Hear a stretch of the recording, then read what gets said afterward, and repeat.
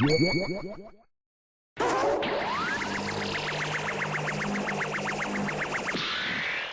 want to know what I really love in a game? Creativity.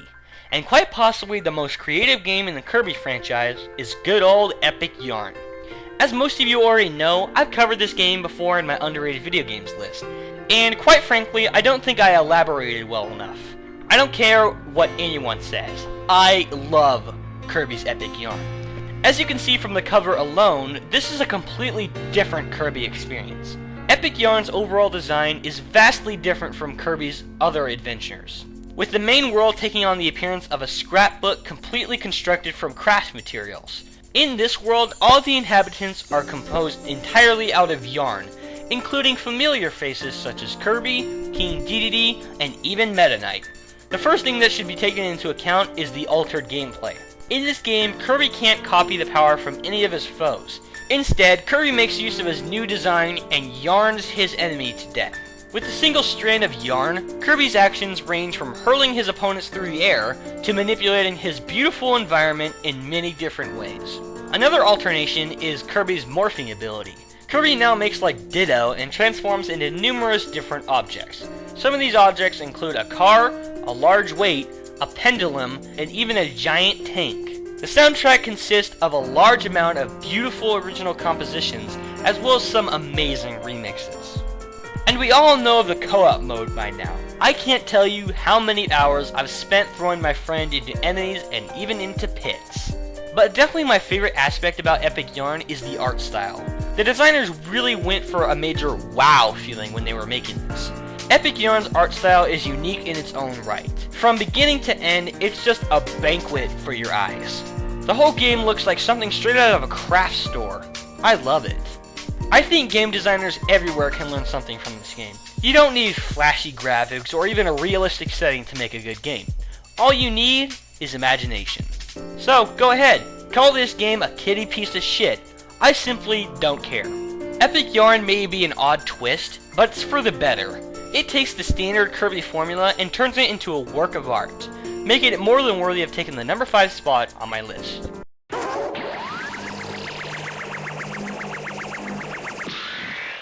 Kirby Superstar, widely considered to be the greatest Kirby game ever made. If you're a fan of the series, you know this game. Simple as that. There's nothing you can say to go against it. It's simply a masterpiece. Unfortunately, it's not on this list. You suck! Hey, take it easy. You didn't let me finish. Kirby Superstar is not on here because its remake is far superior. Yeah, I think Superstar Ultra is better than the original. Sue me. The original Superstar was gold as it is, but the remake is sheer platinum. As you would expect from a remake, this installment includes all games found in the original like Spring Breeze and Dynablade, but adds several new ones to enhance the gameplay experience. These new games are Revenge of the King, Helper to Hero, the infamous True Arena, and my personal favorite, Meta Nightmare Ultra. Whoa, Meta Knight, fuck yeah! You may think that these 4 extra games thrown in are nothing too special. In fact, I've heard that some people actually hate the remake. For what reasons, I have no idea. How in the hell can you go wrong when you're playing as Meta Knight? Whoa, Meta Knight, fuck yeah! Oh well, their loss. In addition to the new game, Superstar Ultra features 3D cutscenes for all of the levels, which I must admit are really good for DS standards. It has more bosses, and even has its very own gag reel. Man, this game has a lot of content. If you haven't already picked up a copy of this game, go buy one. Seriously, all you completionists will be playing for hours. I mean, hell, I'm still playing it, and I've beaten it countless times. Simply put, Superstar Ultra is one of the highest quality Kirby games you're going to find. But even though Superstar Ultra is awesome, it's not my favorite handheld Kirby game. What is my favorite handheld Kirby game? Well, it's number 3 on this list. Let's check it out.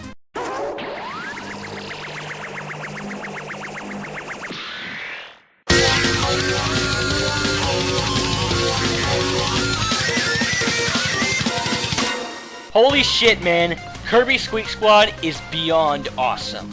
To this day, Kirby Squeak Squad has remained my untouched favorite handheld Kirby game. And if you played it, you'd know exactly why that is. After the change of pace known as Kirby Canvas Curse, Squeak Squad comes along to bring us fans what we truly want, another glorious side-scrolling 2D platform. Squeak Squad delivers a plethora of additions that just add to the traditional platforming we all know and love so dearly. There's quite a bit to cover, so let's start listing. The first thing that should be taken into account is the copy abilities. I will be discussing some of these in my next list, but I'll sum up the basics. One thing that makes the abilities in Squeak Squad so damn cool is the secret scrolls you get for them. When you obtain these scrolls, you'll be able to pull off moves that you couldn't before. There are a lot of cool things these scrolls can let you do. Hell, even sleep can be somewhat useful with the scroll. Overall, Squeak Squad has my favorite collection of copy abilities in a Kirby game. Also, this game has some awesome boss battles, which I will also cover later. But by far the most notable change, and my favorite of all, is the inclusion of the Squeaks, which are a gang of thieving rodent bandits looking for valuable goods. The Squeaks are my favorite Kirby villains to date, even outclassing Marks, Necrodius, Yin Yarn, and even the many incarnations of Dark Matter. While I'm at it, I might as well list off the members of the Squeak Squad. First and foremost, there's Spinny. Spinny is the speed of the game, and she is the most recurring member that Kirby fights. In a nutshell, Spinny is a combination of Ninja and Animal Kirby. So I guess it's alright to assume that she's the one who nabbed Kirby's cake to begin with. Next, there's Storo. Being the brawn of the Squeak Squad, Storo is very slow, but can deal quite a deal of damage. Not too much to say about him, but I find beating the shit out of him to be very fun. The last of the main underlings is Doc. The only thing I need to say about Doc is his choice of glasses. For being the brains of the Squeak Squad, he certainly has a good taste in eyewear. Last but not least, there's the leader of the game, Daroach. You'll hear my thoughts on him in a later countdown. Despite these awesome additions, Kirby Squeak Squad has received a lot of criticism from reviewers. The reviewers claimed that the use of originality was lackluster when compared to the previous Kirby games like Canvas Curse and Amazing Mirror. Well, I say those idiots have no idea what they're talking about. Final verdict, Squeak Squad is simply stellar, and I highly recommend it for the new fans and DS enthusiasts.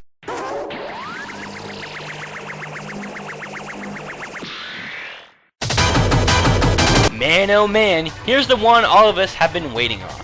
At number 2, we have the legendary Kirby 64, the Crystal Shards. This fucking game, is 2D platforming on the N64 at its absolute best. Now, I know what you're all thinking right now. Ah, damn it, he pulled another scissor on us. Well, actually, that's not the case this time. As for the reason why Crystal Shards is only number 2 on my list, it was actually just recently that I had a change of thought, but I'll get to that in a little bit. Even if it's not my all-time favorite anymore, I just have this to say. Holy shit, man, this game kicks ass. Being the first true 3D title in the series, Crystal Shards manages to be the most unique and most unusual Kirby platformer. I'm serious, this is a very odd installment. But as all my subscribers know, being weird is a good thing. Despite it looking like your average Kirby platformer, Kirby 64 has a style all its own. In combination of being one of the few N64 games to utilize the D-pad, Kirby 64 has a very special and creative way of handling the use of its copy abilities. While there's not too many copy abilities in this installment, you can mix and match any copy ability with another to get some beastly mix abilities. For example, if you mix Fire and Bomb, you get Fireworks. If you mix Rock and Needle, you'll get a launchable drill. All of these mix abilities are a joy to use, and definitely add a lot of depth to the game. Another sweet feature to this game is having actual partners help you along the way. There's Adeline, who occasionally gives you health or extra lives. There's Waddle Dee, who always shows up with a funny and admittedly amusing way of helping him through tough areas. Finally, there's DDD. DDD acts as a neat shift in gameplay, as he occasionally lets you ride piggyback and destroy walls and enemies with his huge-ass hammer. As for the story, it's nothing too special. The universe once again being threatened by the Dark Matter. One thing I can say is that this is probably the funniest Kirby game to date, with most of the cutscenes having humorous moments within them. If you have a Wii or Nintendo 64, buy this game. I highly recommend it for all players, whether they're fans of Kirby or not. It's simply that good.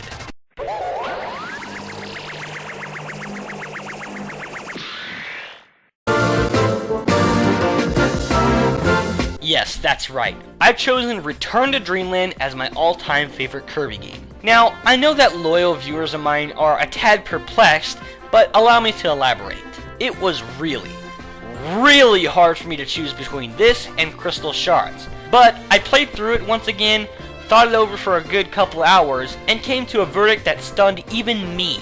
All in all, I've never had so much fun with a Kirby game before in my entire life. And with all the damn good memories that Crystal Shards has given me, that's a hell of a lot of joy. Well, I better stop blabbing about my nostalgia and start talking about Return to Dreamland. When this game was first announced at E3, I couldn't even begin to tell you how excited I was. As everyone knows, the rumor of a new 3D side-scrolling Kirby game has been hyped ever since the launch of the GameCube. Being that the development cycle lasted 11 years, fans had lost hope for this promising installment. Thankfully, HAL pulled through and delivered one of the finest Wii games to date. In my personal opinion, Kirby's Return to Dreamland feels like a reboot of the entire franchise. There's no beating around the bush, it's just straight up action, the way we love it. Sure, having some special twists in gameplay are very nice to have, but HAL knows exactly how we like our Kirby. Rampaging, side-scrolling platform bliss. And Return to Dreamland delivers this style of action in great spades. The traditional Kirby gameplay is still there, but this game features one kick-ass mode: 4-player co-op. Taking the fun factor of Epic Yarn's co-op experience, Return to Dreamland took that level of fun and doubled it. Not only can 3 other friends play as Kirby, but they also have the option of 3 other characters to choose from. There's DDD, which is the equivalent to Hammer Kirby. There's Meta Knight, which is the equivalent of both Sword and Wing Kirby to tear shit up. Lastly, we have my favorite of the bunch, Bandana Waddle Dee. I'll cover more of him next time, but all I can say is that you should pick him. He could make Zero 2 shed real tears.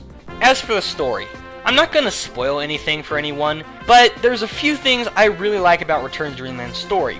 Thanks to the event shown in the opening cutscene, there's not only Dreamland to explore, but there's also a new location, Halcondra. The addition of this second world gives the game a lot more variety. I also like the fact that this is one of the very few Kirby games in which the plot doesn't completely revolve around the dark matter. Thank fuck for that! The cutscenes are also a thrill to watch as well. All of these cutscenes are well illustrated, and I love how the characters can make out what's at hand without talking at all. Now that's how you handle your characters. As for the copy abilities, there is not one single ability in this game that I don't enjoy using.